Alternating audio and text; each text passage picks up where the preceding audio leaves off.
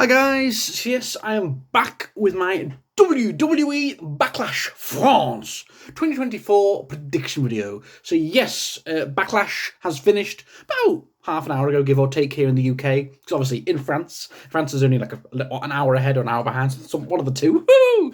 And yes, it was a really fun show. Considering this was very much just a B-level filler pay-per-view, which Backlash usually is. I really enjoyed it. Really fun show. I think it was always going to be great. Only 5 matches on the card. I think it's one of the shortest WWE cards in years. For only 5 matches on the main roster anyway. But 5 great matches, so definitely a case of quality over quantity, yes.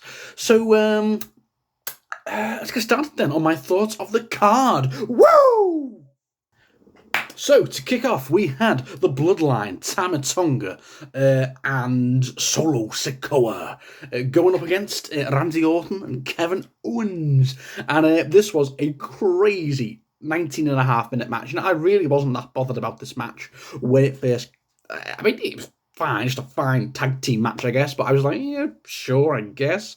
I just thought it would be your bog standard tag team match. But then you start beating each other up crazily on the security. There's referees before the match even begins. And then one of the GMs comes out and says, okay, fine, have it your way. This is now a street fight. The French crowd go nuts. I'll get to the French crowd in a minute. Wow, what a crowd. And the match just became absolute chaos. KO and Randy just start dominating Solo and Tama Tonga, just weapon shots, chair shots, tables, ladders. It was just going crazy. The French fans were loving it. They had it won on 2 different occasions, but there was like heel tactics, just pulling them out the ring and stuff like that. So as you know, with the Bloodline, of course, with the heel tactics. And then obviously Solo and Tama Tonga started to get back into it and became a bit more even. They started to dominate bits of it. And then towards the end, really cool finish. KO hit this amazing, I think it was on Tama Tonga, on like a twisted suplex he does off the top rope, bang onto some chairs. Oh, look painful. Even though the show was only a few hours ago, not less than that, I actually can't remember the finish. So I think Solo was about to get pinned, and then another member of the Bloodline that suddenly appeared, Tama Tonga's brother, just pulls the ref out the ring or pulls someone out the ring, and costs them the match. And then thanks to that, the distraction with the whatever, Solo, I think Solo spikes Kevin Owens, I think. And Bloodline win. And there's another member of the Bloodline now. So there's the whole new Bloodline. You got Solo, you got Tama Tonga, and you got Tama Tonga's brother.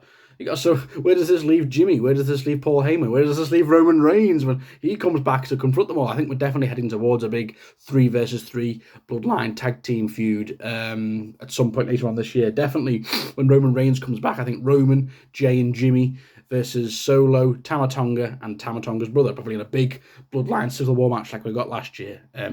But really fun match to kick off the show. Then we got a triple threat match for the WWE Women's Championship. Yes, we've got Bayley defending her belt, going up against Naomi and Tiffany Stratton, lads. Oh, good old Tiffany Stratton is right, lads. And this was a fun 13-minute match. To be honest, I was quite hyped for this match, and it was fun. Definitely, it was a really fun 30-minute match.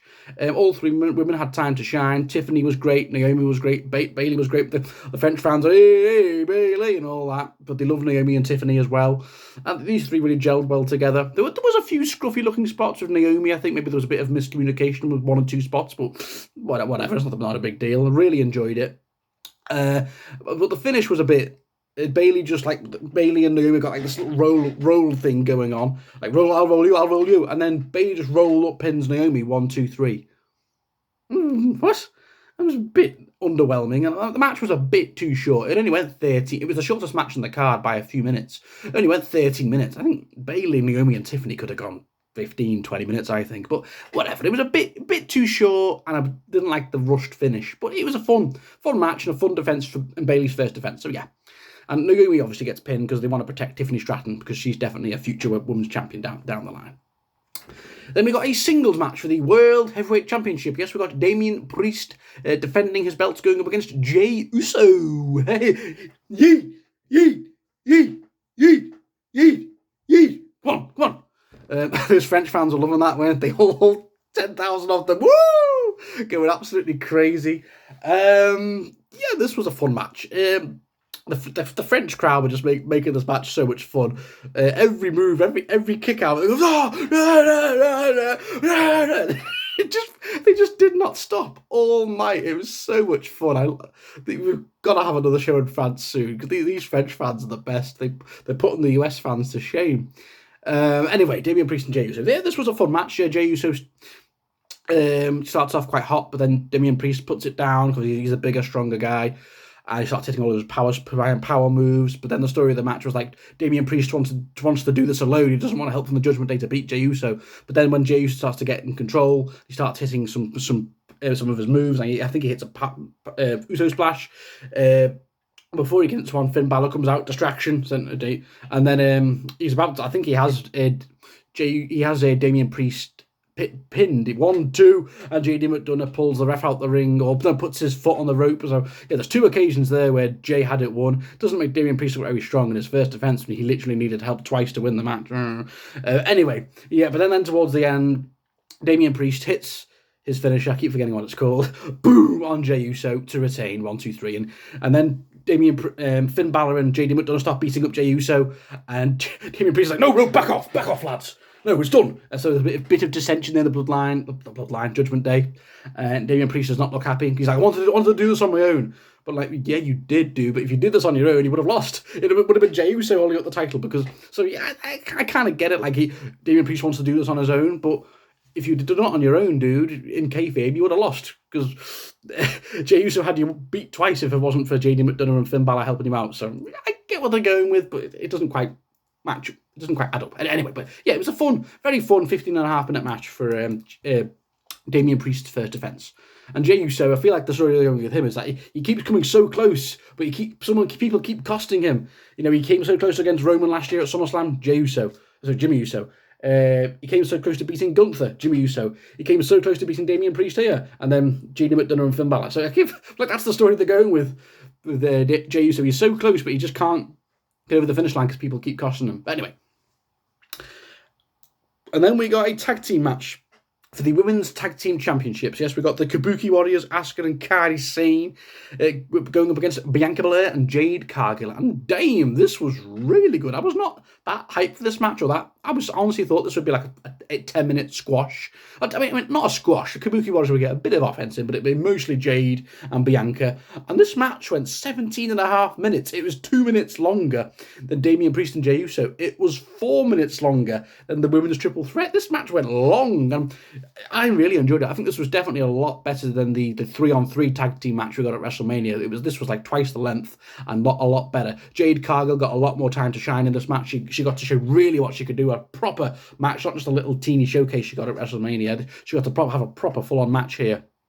And the Kabuki Warriors got a lot more offense in it than I thought they would. They dominated quite a lot of the match, like really dominating Bianca Belair, and Jade Cargill was waiting for the hot tag constantly, getting the crowd on her side. But then when Jade Cargill came in, it was boom, boom, boom, boom. But she did take quite a few bumps. She wasn't like completely dominant. Asuka and Kairi to get her in a few positions, and she did take a few bumps. And the finish of the match, Jade Cargill had this amazing she just had Kairi Sane in completely different positions. Bam! And then Bianca Belair, I believe, hits the... oh my God, what's Bianca Belair's finisher called? KOD? I think it's called KOD. Oh my God. Yeah, what's wrong with me today? KOD on Asuka, I believe. 1, 2, 3. And new Women's Tag Team Champions, Bianca Belair and Jade Cargill. Very, very obvious, but a very good match. I did not expect this match to be this good or that long. So yeah, I think definitely by far the best women's championship tag team match on a pay-per-view so far. Well, that's not really saying much, is it? But still, it was a very, very good match. I think we can see where this is all going. Bianca and Jade will have a good solid few defences, and then we'll start to see the cracks forming. There'll be a big breakup angle. They'll lose the belts, and then we'll get Bianca and Jade, boom, on a pay-per-view much later down the year. Maybe SummerSlam. Maybe they save it for WrestleMania 41 next year. But yeah, we're definitely going to be getting that Bianca and Jade match at some point. But for now, let's enjoy their tag team reign. I'm sure they're going to have a few good defences and make those women tag team championships feel worthy, because they have not felt very, very strong for years. Anyway, very, very fun match. And to finish off, we got, in my opinion, the match of the night. Woo! What a great match. Yes, we got Cody Rhodes defending his undisputed WWE Championship in his first defense, of course, after beating Roman Reigns. Yes, going up against AJ Styles. Oh, and this was a 27-minute battle. Absolutely loved it. The crowd were insane for this match. They just did not stop. Like, I've never heard this crowd, which there was never any, there was hardly ever a quiet spell in this entire match. And Cody and AJ, you can tell they really fed off this crowd. Well, every wrestler fed off this amazing crowd all the entire show. But yeah, AJ and Cody, I was really looking forward to this, and yeah, it did not disappoint. This was a fantastic 27-minute match. It was so even, so competitive. What a great wrestling match should be, these two. You know, but they're such pros. AJ Styles is an absolute veteran at this point, and even though he's probably his best years are behind him now, AJ, he's probably only got like a few years left before he retires. AJ can still just proven that he can still hang with the younger guys. I mean, no, I say that Cody's in his late 30s now, but anyway, you know what I mean. But yeah, this was a fantastic match. There were some very close falls. Cody was really selling his arm at one point, he looked absolutely knackered, and his back. There was an amazing spot where Cody just threw AJ through a table. So a lot of spots where Cody was going for a crossroads, but AJ kept using his technique to counter. A lot of spots where AJ was going to go phenomenal forearm, Cody countered. There was a few Styles clash, Cody countered. A lot of counters in this match, but it was because it was so close. And there was the crowd were just going absolutely nuts for both guys. I was loving it so much. And then after a very hard fought battle towards the end, I think AJ went for a phenomenal forearm. I think and then some sort of scuffle occurred, and then through that, Cody finally got the crossroads. Boom! 1, 2, 3, and yeah, of course, Cody retains after an incredible back and forth match. Yeah, but Cody was obviously retaining. It's his first defense. He's definitely going to have a lengthy reign for sure. But yeah, you couldn't have asked for a better first dance partner than AJ Styles. I think that's the whole reason this match got put together, because AJ Styles can have an amazing match with anyone, despite the fact he's probably coming towards the end of his prime. He's still at the end of his run. He's still an amazing wrestler, and he can have an amazing match with anyone, especially Cody. So yeah, great first defense, an amazing match, and an amazing crowd, and a really fun show. Like I said, only 5 matches, very much a filler B pay-per-view, but the crowd were incredible. We got some really good matches, and like I said, the only negative for this show, really, the only negative I just thought the women's triple threat just could and should have gone on a bit longer. And I thought the finish with Bayley just roll up pinning Naomi was a bit weak. But apart from that, everything else was great. The tag team street fight, mwah. French kiss, literally French kisses. Damian Priest and Jey Uso, very good. Not amazing, but very good. The Jade Cargill and Bianca winning the tag team gold in a very fun 17-minute match, mwah. And an absolute match of the year contender, I think, with Cody and AJ going 27.5 minutes. Fantastic. So yeah, really fun show, guys. No complaints. I think Backlash France was a very big thumbs up for me. And I can say that the crowd, absolutely incredible crowd. I mean, the French fans,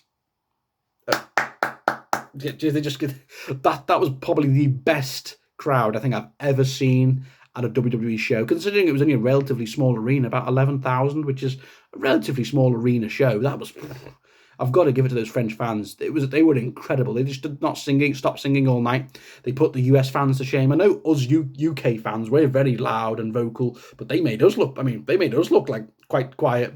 Because obviously we had money in the bank last year, didn't we, at the O2, and we still shouted the house down. But of course we've got Clash at the Castle in Glasgow in June, so I'm sure the Scottish fans are going to be get up for that. But yeah, the French fans, Triple H, you've got to book another show in France next year, dude, because those French fans are amazing. Maybe France deserves one of the big ones. Give them SummerSlam at I don't know, PSG's stadium, or Monaco Stadium. Wouldn't that be cool? But anyway, so yeah, guys, what did you think of Backlash? Very good show. Comment below, let me know. So I'll be back soon, guys. If you're wondering why I'm wearing this t-shirt, yes, this is Ken Dodd. I just thought I'd wear it. He's a legend, and I'm playing Ken Dodd in a play in less than 2 weeks. One of my biggest roles as an actor yet. So anyway, I'm completely going off topic, but yes, I'm very excited. But yeah, guys, thank you all for watching. It's very random Ken Dodd throw, but yes, thank you all for watching, guys, and I'll speak to you all soon. Bye, or as Ken Dodd would say, tatty bye now. Woohoo!